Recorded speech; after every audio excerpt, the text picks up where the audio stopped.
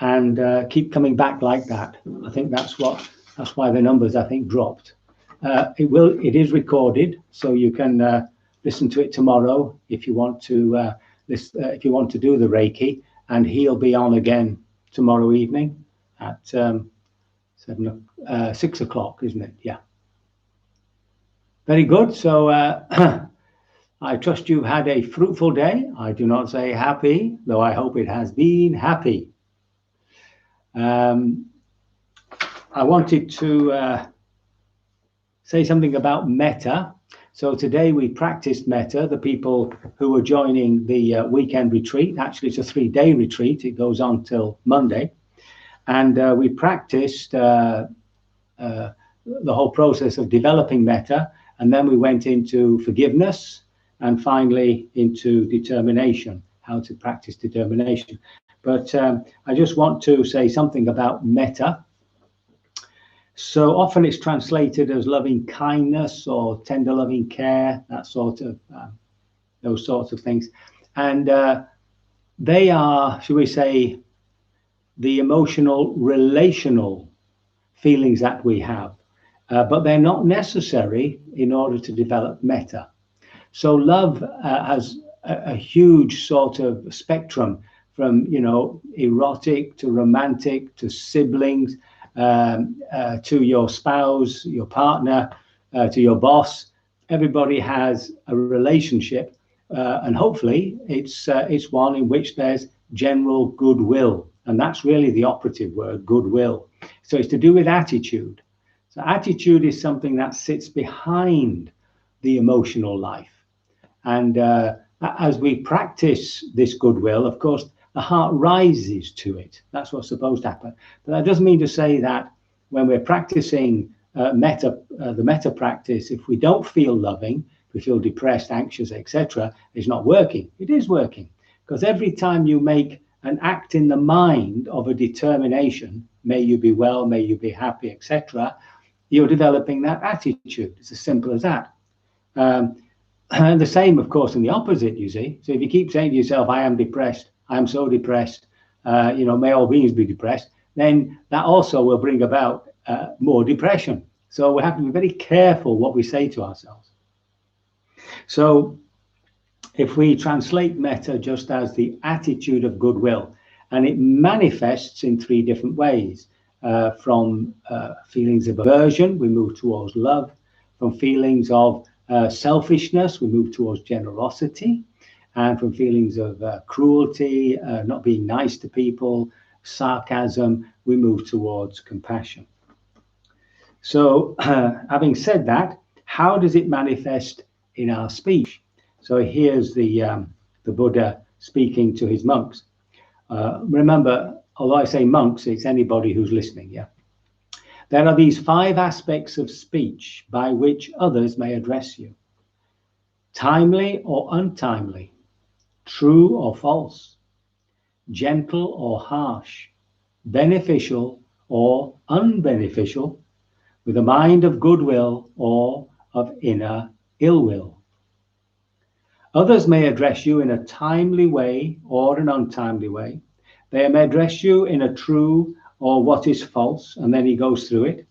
In any event, you should train yourselves. Our minds will remain unaffected, and we will speak no evil words. We will remain sympathetic to the person's welfare, with a mind of goodwill and with no hate. We will keep pervading him with awareness imbued with goodwill. And beginning with him, we will keep pervading the all-encompassing world with an awareness imbued with goodwill, abundant, exalted, immeasurable, free from hostility, and free from ill will. That's how you should train yourself. Now, the operative phrase for me in this is awareness imbued with goodwill. So it's an affectionate awareness, okay? And if you just try it, if it hasn't, if should we say it comes very rarely to you, but if you look kindly upon all people whom you meet or see, even in the street, you'll see that it's a sort of background, sort of backdrop. to the way you behave. It has a direct effect on the way you speak, and how and your facial expressions. Huh?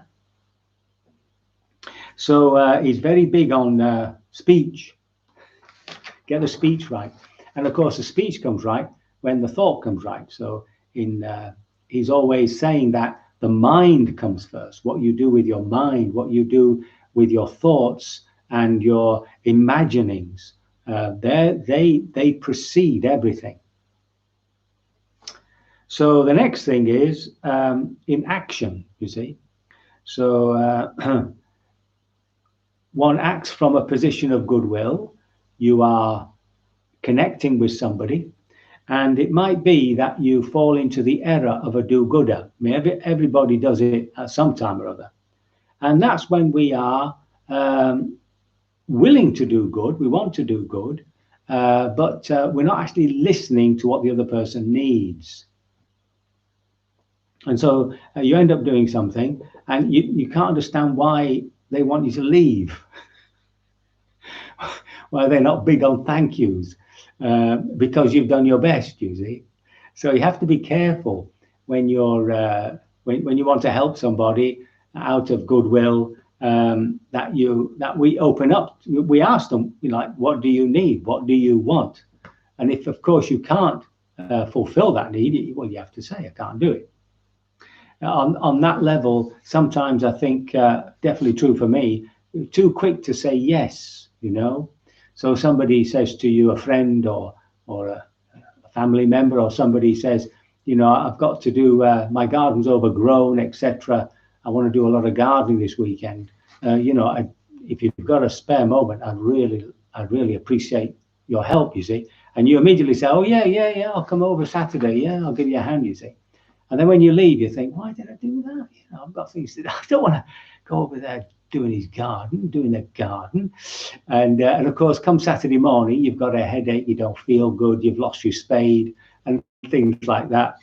So it's always good, I think, when somebody asks you to do something, to just spend a moment and just say, well, give me a moment there, I'll think about it. You know, I've got to see what I've got to do. Just delay a bit of time.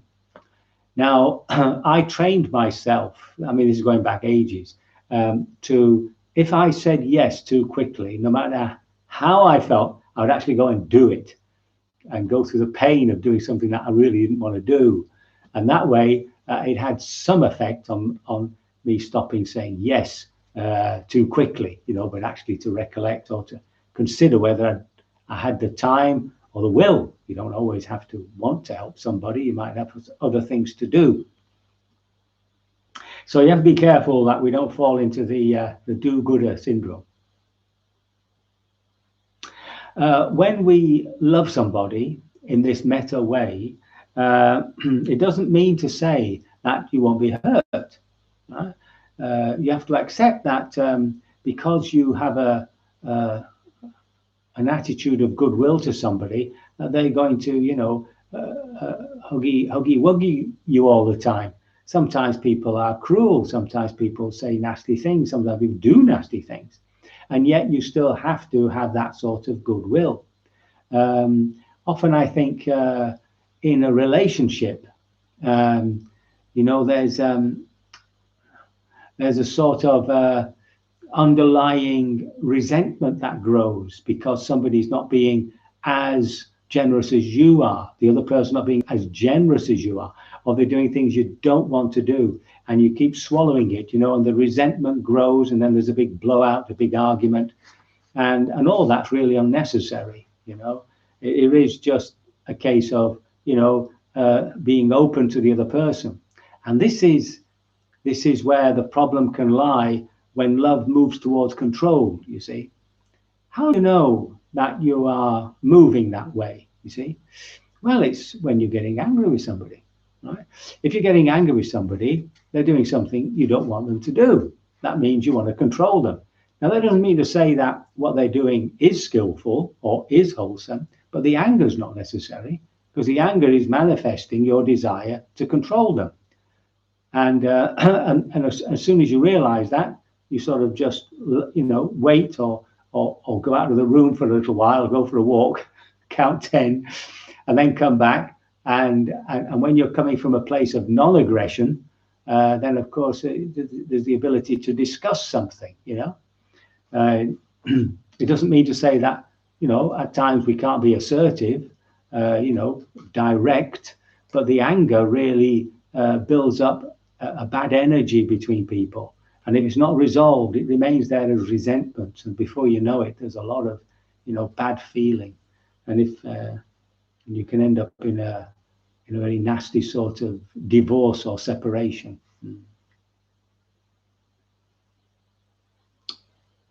So you have to be careful of that, yeah.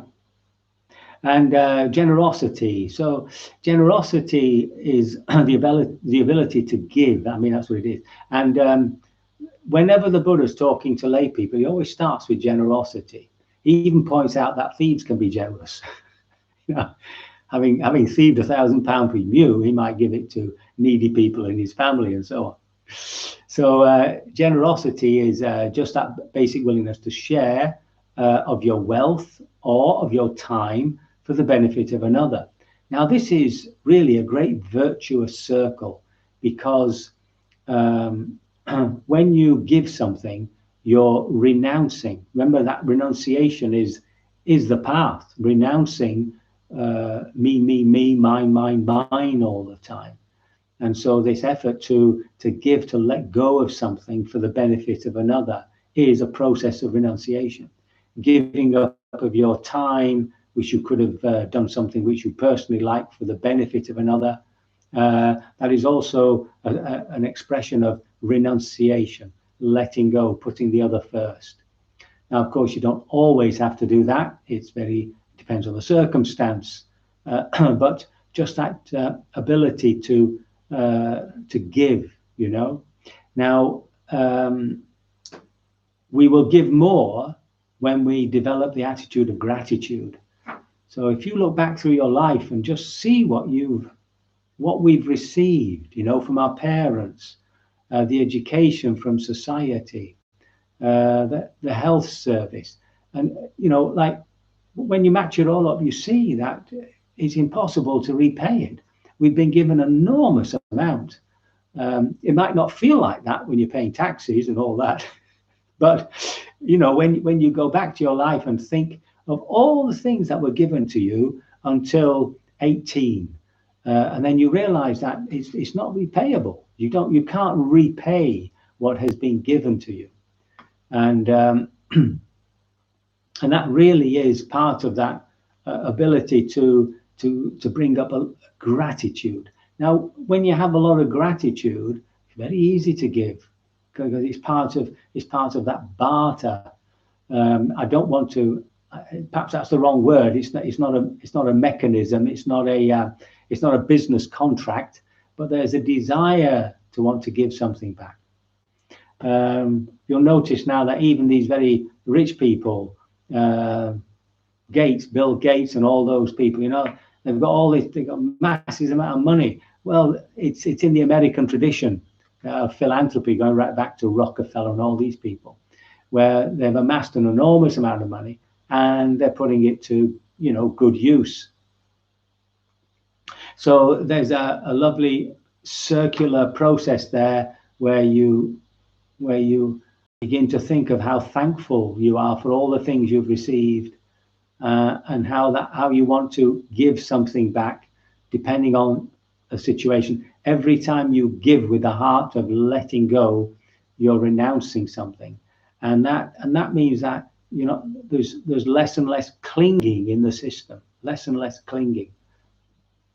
Now, that this sort of pure generosity, you might say, doesn't undermine the fact that sometimes you have, so we say, social contracts, you know, like in your family, you know, somebody, a sibling or somebody might buy you a bottle of wine for Christmas, non-alcoholic, of course, and you send them a box of chocolates, you know, and it's normally an equal exchange, you know. If you send a box of chocolates that costs £30 and they sell you a £7 bottle of non-alcoholic wine, well, you know, you can feel very upset about that. But even so, because of the heart of generosity, you still continue to send great big parcels of chocolate.